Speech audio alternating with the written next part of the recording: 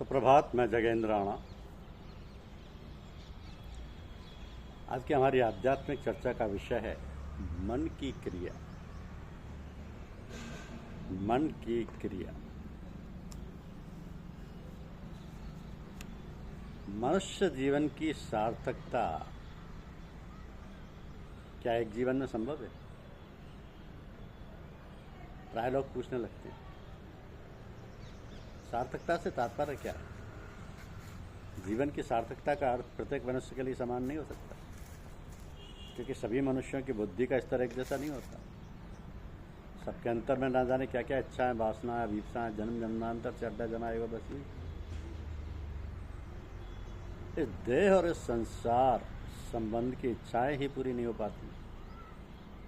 उनकी श्रृंखला ऐसी क्रमबद्ध चलती है कि आवागमन का चक्र ही नहीं समाप्त हो पाता।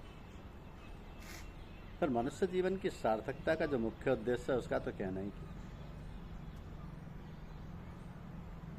इसी बात को सांकेतिक ढंग से गीता में कहा कि अनेक जन्म संसदि स्थित्योति परगति। ये बात सोच समझ कर कही, लोग हतोत्साह न हो जाएं, और हो भी जाएं तो उससे लोगों का क्या बनता बिगड़ता है। किंतु एक बात सदैव ध्यान में रखने की है,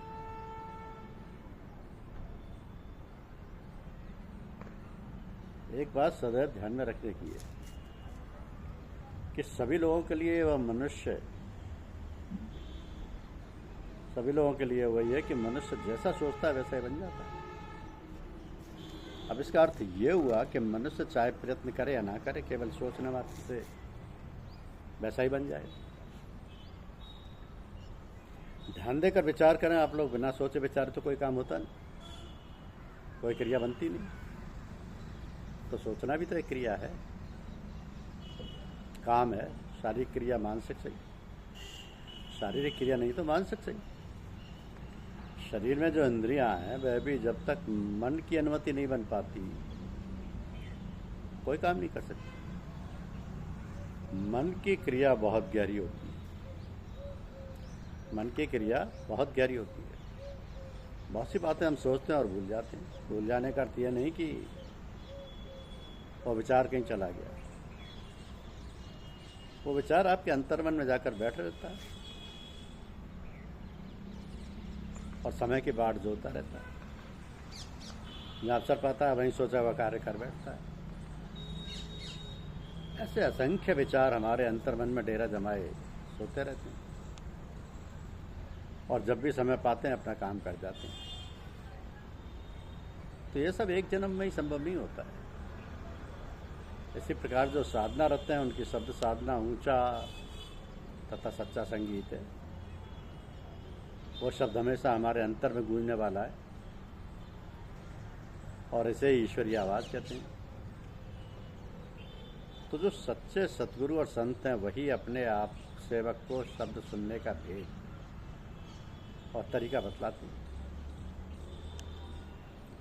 अंतर में शब्द कैसे सुना जाता है और उसमें कैसे समाया और लीन हुआ जाता है, ये तरीका वे ही गुरु लोग बता सकते हैं जो स्वयं से कहते हैं और उसमें लीन है और परमात्मा से जुड़े हुए हैं।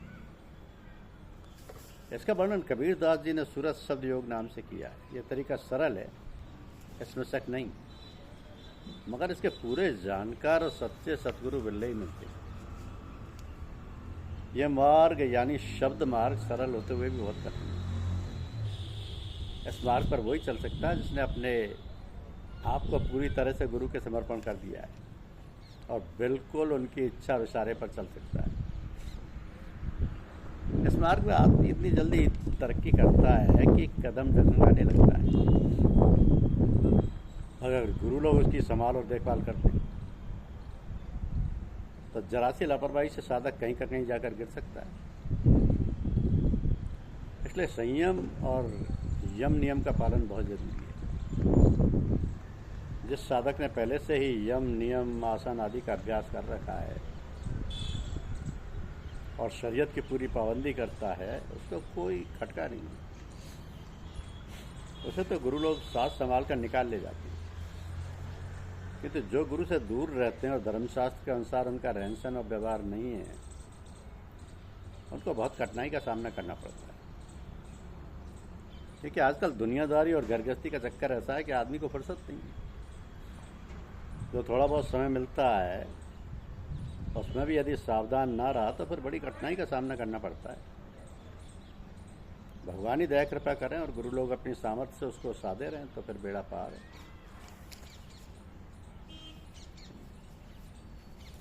इस क्षणभंगुर मनुष्य जीवन को पाकर इसे कौन जगाए, कौन मार्ग बतलाए, कौन इस नित्य अनित्य जीवन को नित्य से जोड़ दे, जिसे पाकर फिर खोना ना पड़े, जिसे जानकर फिर कुछ जानना बाकी ना रहे, जिसे मिलकर फिर बिछुड़ना ना पड़े। ऐसे प्रश्न जब मनुष्य के मन के अंदर उठने लगते हैं तो इस संसार में दैहिक दैविक और भौतिक आपदाओं के भोगों से ऊपर चित्त उस परम प्रिय प्रभु से मिलने के लिए व्याकुल होता है। वह तत्व जो परम तत्व है उसे पाने की जिज्ञासा व्यक्ति के मन में उठने लगती है। तो प्रभु कृपा करके ऐसे पूर्ण सद्गुरु जो इस पूर्णता में समाहित हो चुके हैं उनका मेल इन जीव से कराते हैं। वही रास्ता बतला सकते हैं जो स्वयं इन कठिन और दुर्गम घाटियों को पार कर चुके होते हैं। तो वही व्यक्ति के मन को ऊंचा उठा सकते हैं जो स्वयं ऊंचा उठ चुके होते हैं। ऐसे महान पुरुषों के संग से जीव का सच्चा कल्याण होता है। यह बात पूर्ण रूप से निश्चित है कि गुरु मंत्र शिष्य का कल्याण करता है। गुरु जब मंत्र देते हैं तो सूक्ष्म रूप से शिष्य में प्रवेश कर जाते हैं और वह व्यक्ति उसे परमात्मा के दिव्य धाम में प्रवेश करने में समर्थ होती है। तो शिष्य सदगुरु को पाकर स्वयं गुरु में व परमात्मा में हो जाता है। जब पूर्ण गुरु मिल जाते हैं तो परमात्मा भी उसी रूप में प्रकट होता है। जिस प्रकार संसार से माता पिता भाई बहन पति पत्नी आदि संबंध है, उसी प्रकार गुरु शिष्य का संबंध है। शिष्य गुरु का मानस पुत्र होता है। सद्गुरु अपने तपोमय गर्भ में शिष्य को गढ़ता है। सद्गुरु अपने तपोमय गर्भ में शिष्य को गढ़ता है। अन्य समस्त संबंध जीवात्मा को संसार से बांधने वाले, जबकि शिष्य का गुरु के साथ संबंध सब बंधनों से मुक्त करता है।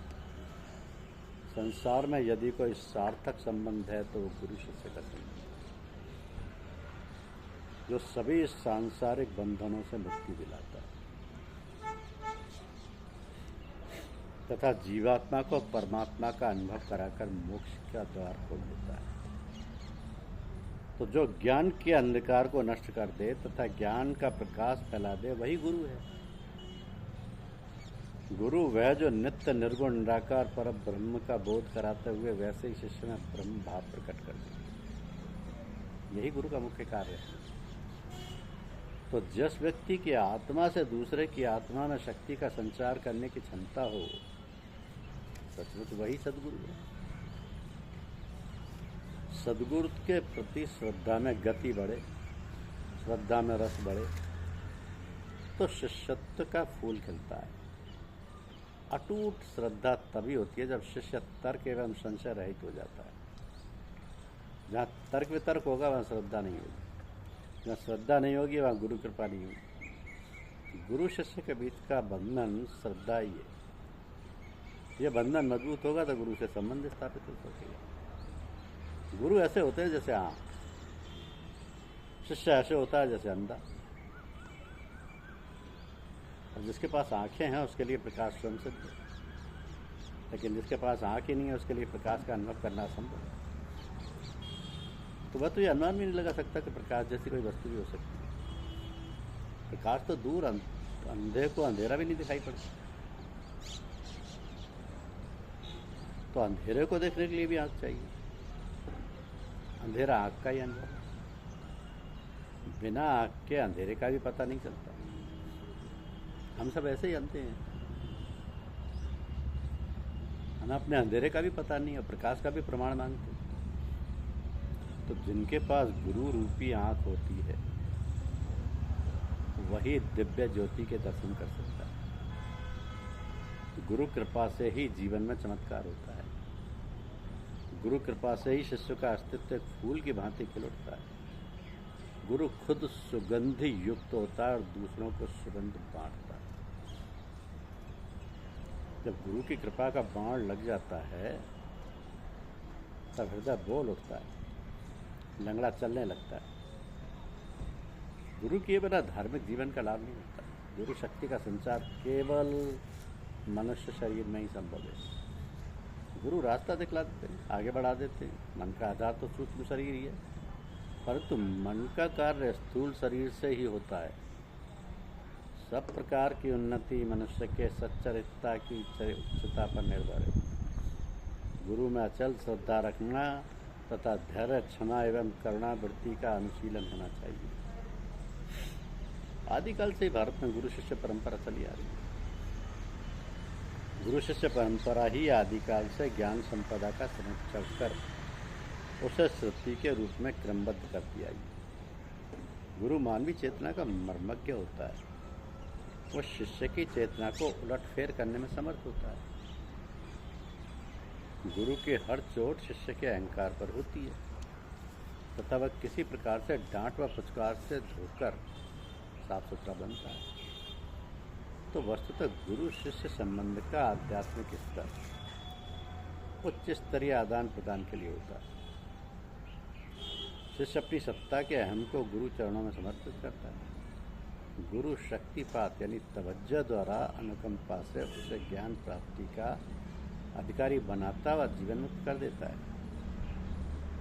तो जो गुरु कहे बिना कोई तर्क या संशय प्रस्तुत किए उसे करना ही साधना है। तो श्रद्धा की परिपक्वता, समर्पण की पूर्णता शिष्य में अनंत संभावनाओं के द्वार खोल देती है। सचमुच वे बड़े भाग्यशाली होते हैं जिन्हें गुरु के दर्शन मिलते रहते हैं। उनमें भी धन्यभागी वे हैं जिन्होंने अपने समूचे अस्तित्व को सदगुरु के चरणों में दे डाला। तो सदगुरु का मिलना ही शरीर में मनुष्यत्व का अंकुरित करना है। सदगुरु मनुष्य शरीर में रहते हुए भी ईश्वर ही होते हैं। सदगुरु के आश्रय में शिष्य का जीवन एक ऐसी पवित्र ज्योति बन जाती है जिसको कभी बुझना ही नहीं है। तो शिष्य के हृदय में जब अगला मुमुक्षा तत्व अंकुरित होता है तो उसके उदय होते ही अन्य सभी लौकिक कामनाएं व वासनाएं स्वयं ही समाप्त हो जाती हैं। मुमुक्षा का मतलब होता है स्वयं में निहित दैवी संभावनाओं को साकार करने की दिव्य इच्छा। अब जिस प्रकार सूर्य का प्रकाश एवं अंधकार दोनों एक स्थान पर एक साथ नहीं रह सकते, उसी प्रकार मुमुक्षा एवं लौकिक कामना वासना एक साथ नहीं रह सकती। तो मुमुक्षा के उदय होते ही मन प्राण एक साथ दिव्यत्व एवं देवत्व के लिए मचल उठते हैं। मुमुक्षा की तीव्र गति होने पर दयालु कृपालु सदगुरु स्वयं शिष्य को अपने आश्रय में ले लेते हैं। मुमुक्षा के उदय होते ही स्वयं की क्षुद्रताएं अपने आप ही सदगुरु के विराट स्वरूप में विसर्जित होने लगती हैं और सदगुरु की महानता हर पल हर क्षण प्रकट होती है। तो सदगुरु का आश्रित शिष्य स्वयं अपने गुरु का प्रतिरूप होता है। यथार्थ करता तो बस सदगुरु ही होते हैं। गुरु और परमात्मा दोनों तो मूलतः एक ही सत्ता के दो नाम हैं, केवल आकार या रूप की भिन्नता होती है। गुरु कृपा से जो जीवित मरता है अर्थात अपने अहंकार ममता को समाप्त कर देता है वो परमात्मा को पा जाता है। यदि इच्छा दृढ़ हो तो विश्व वासनाओं से लड़ा जा सकता है। समर्पण सच्चा हो तो फिर तारणहार के रूप में गुरु इस घोर कलयुग में भी हमें जरा भी विस्तृत न होने देकर जीवन मुक्त कर देता है। तो सदगुरु कितना ही योग्य व समर्थ हो, यदि साधक के अंतराल में शिष्यत्व नहीं है तो गुरु बेचारे की योग्यता कारगर नहीं सकेगी। गुरु बीज होता है, खाद पानी की व्यवस्था करता है, लेकिन भूमि भी तो उपजाऊ होनी चाहिए। संकल्प, धैर्य और श्रद्धा का त्रिविध योग यदि अपनाया जाए तो मनोभूमि ऐसी बनती है कि अध्यात्म के दिव्य अवतरण को धारण किया जा सकता है। सदगुरु एक प्रकार से शल्य चिकित्सक का कार्य करता है, जो शिष्य के जन्म जन्मांतरों के विकारों का ऑपरेशन कर समस्त दोषों से मुक्त कर देता है। सदगुरु हमेशा शिष्य को धोबी की तरह पीट पीट कर धुलता है, धुनिया की तरह धुनाई करता है, कठोरता व धुनाई के पीछे सदगुरु का शिष्य के प्रति प्रेम अनन्य भाव बना रहता है।